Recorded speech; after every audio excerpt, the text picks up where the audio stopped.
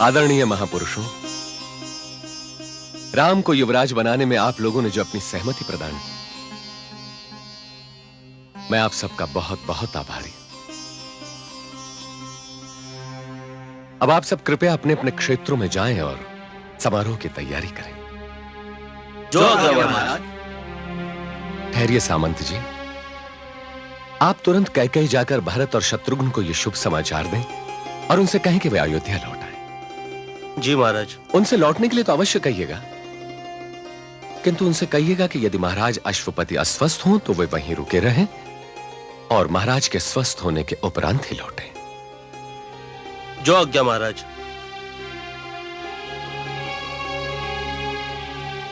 महामंत्री सुमंत। जी महाराज। अब अभिषेक की सारी व्यवस्था करना आपका उत्तरदायित्व है। मैं जानता हूं महाराज, आप थक गए होंगे। सेवक का परामर्श है कि आप तनिक विश्राम कर लीजिए। जब तक पुत्र राम का अभिषेक नहीं हो जाता तब तक विश्राम कहां सुमंत जी।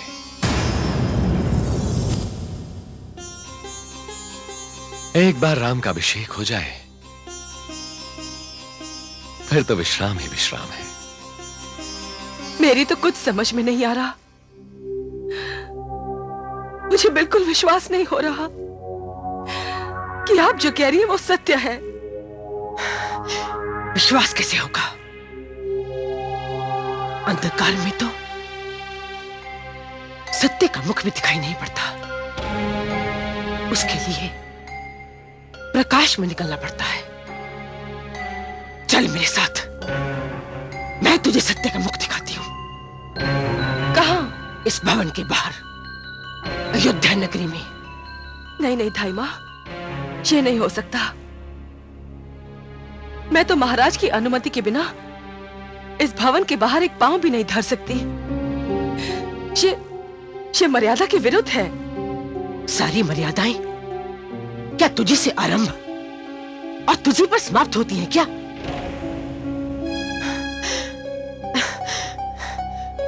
तूने मर्यादा का ठेका ले रखा है क्या? तेरे अतिरिक्त किसी और ने भी मर्यादा का ध्यान रखा है क्या? मैं कहती हूं, चल मेरे संग। नहीं धाई मां, नहीं। आज पहली बार मैं तुझे अपने दुलार और अपनी सेवाओं की दुहाई देती हूं। चल मेरे संग। नहीं धाई मां, मैं तुझे कुछ दिखाना चाहती हूँ पुत्री। नहीं, कुछ दिखाना चाहती हूँ। चल मेरे संग। नहीं, मैं कहती हूँ चल मेरे संग। कितना हर्ष का दिन है।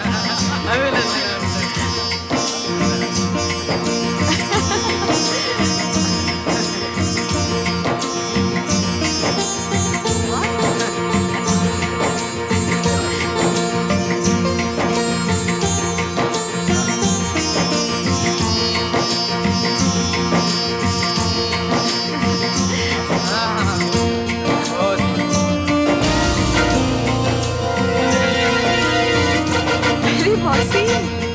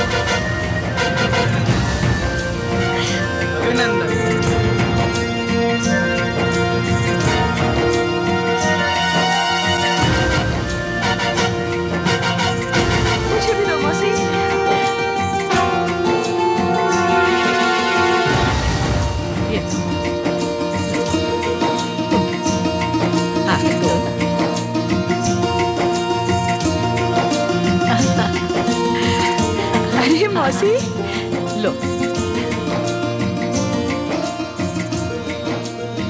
माता, ये उत्सव कैसा? जो तुझे पता नहीं? मैं समझ गई, तू अवध की रहने वाली नहीं है, अन्यथा इस उत्सव की सूचना अवध के जन जन को है। माता, अवध में ऐसा क्या होने जा रहा है जिसके लिए आप लोग ये रात्रि जागरण कर रहे हैं? नहीं जानती तो सुन ले। अब हम सब अयोध्यावासी उस सूर्य के दर्शन करना चाहते हैं जो सूर्य राम को राजा बनते देखेगा।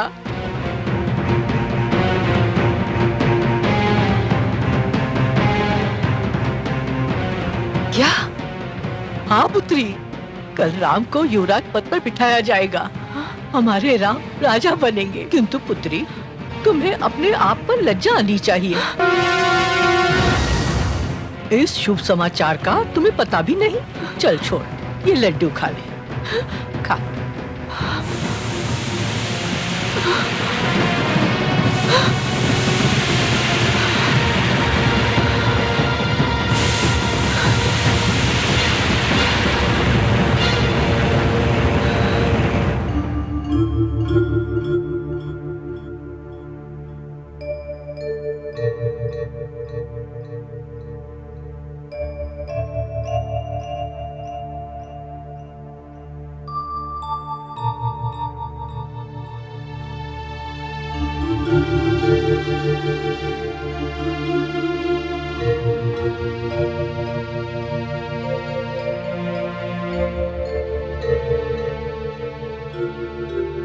बहुत रात हो चुकी है महाराज, अब थोड़ी देर सो जाइए। कैसे सो जाऊं महामंत्री?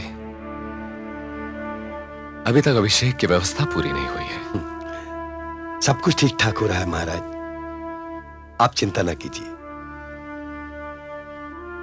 चिंता कैसे न करूं सुमंत जी? अभिषेक की घड़ी सिर पे खड़ी है और अभी तक सारे तीर्थों और पवित्र नदियों का जल नहीं पहुंचा। मेरे राम के अभिषेक और समय के बीच कुछ ही घड़ियां शेष रह गई हैं। अब मुझे नींद कैसे आ सकती है?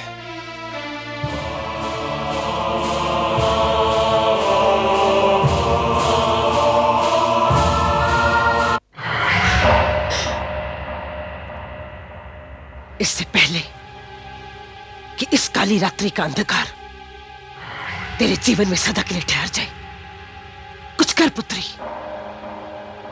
तेरे साथ धोखा हुआ है, तुझे चला गया है।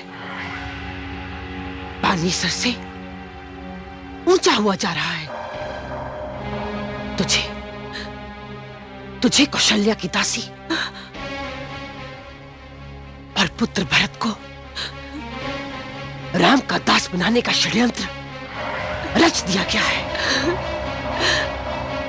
इससे पहले कि समय हाथ से निकल जाए, कुछ कर पुत्री, कुछ कर। मैं क्या करूं दाई मां, मैं क्या करूं? अब जो होना था वो तो हो चुका। समय के चक्र को मैं कैसे रोक पाऊंगी दाई मां, मैं कैसे रोक पाऊंगी? रो मत पुत्री, रो मत। तेरे अश्रु मेरे जीवन को फूंक कर रख देंगे। रो मत। जब तेरा जन्म हुआ था तो तेरी माता की छाती का दूध सूख गया था और मैंने तुझे उठाकर अपने कलेजे से लगा लिया था। उस क्षण से आज तक मैं तेरी छाया बनकर तेरे साथ रही हूं। तेरे दुख को अपना दुख समझती रही हूं। दिन रात सोचती रही हूं कि यदि जीवन में कोई आज जैसी घड़ी आ गई हमें क्या करना होगा? मैं तुझे बताती हूँ। मैं तुझे बताती हूँ कि तुझे क्या करना होगा। क्या करना होगा? आपने क्या सोचा है दाई माँ? उस दिन का स्मरण कर पुत्री,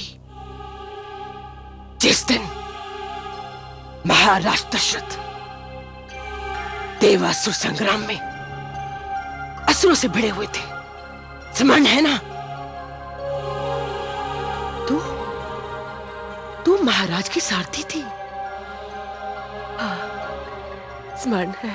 तो फिर यह भी स्मरण होगा कि एक असुर का भाला मृत्यु का रूप धारण कर महाराज की छाती की ओर बढ़ रहा था।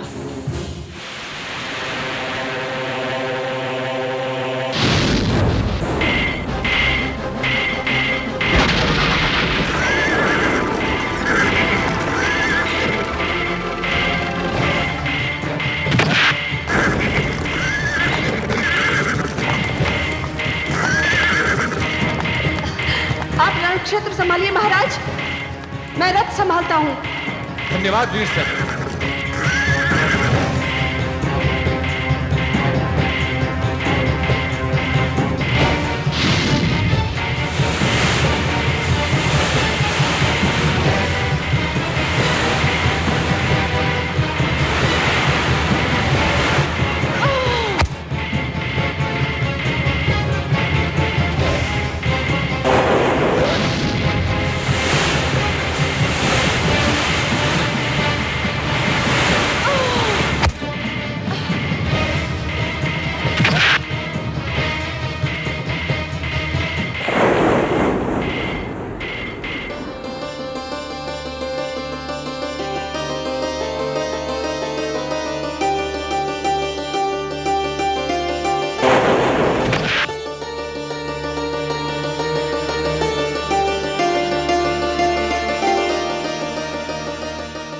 मेरा रथ संभालने वाली,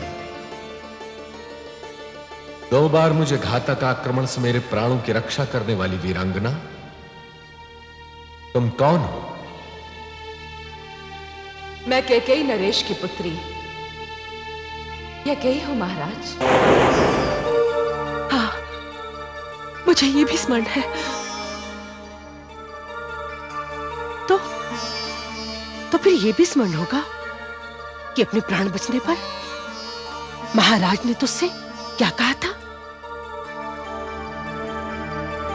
न मैं ये भूलूंगा कि कह में कोई मीर प्रतीक्षा कर रहा है, और न ये भूलूंगा कि कौन मेरी प्रतीक्षा कर रहा है।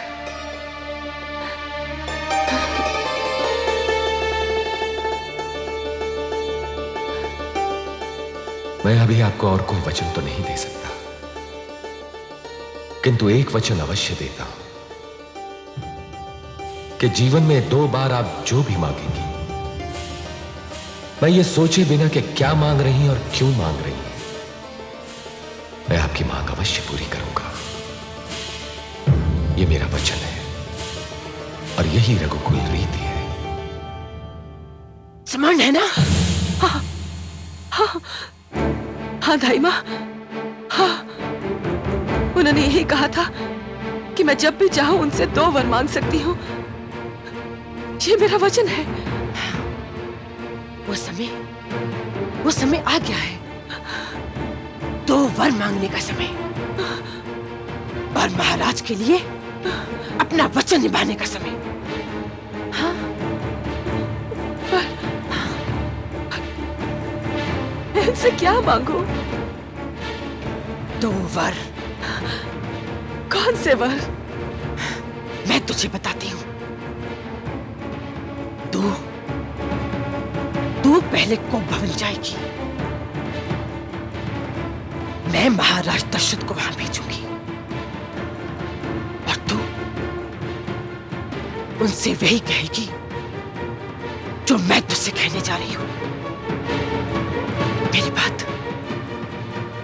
मेरी बात ध्यान से सुन, ध्यान से सुन। लगी मंथरा छल समझाने, खल के भाषा खल ही जाने, खल के भाषा खल ही जाने।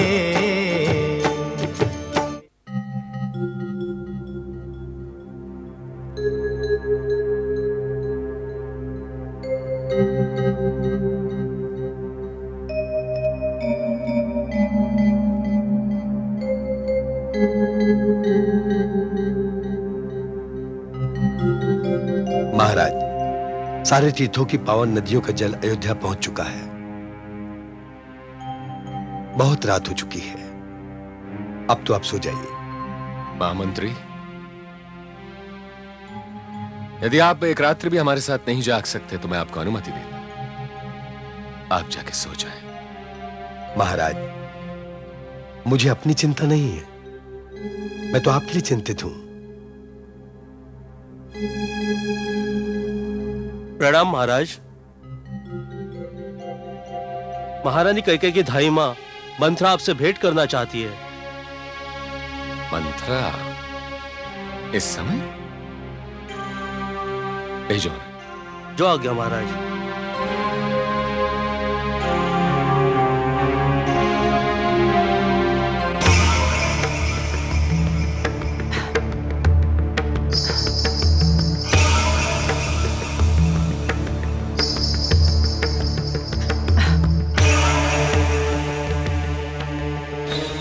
प्रणाम महाराज।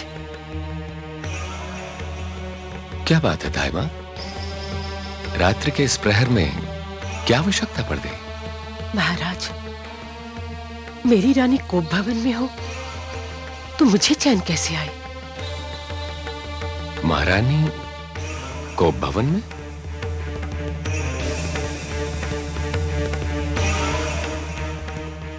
क्या पीड़ा है उन्हें?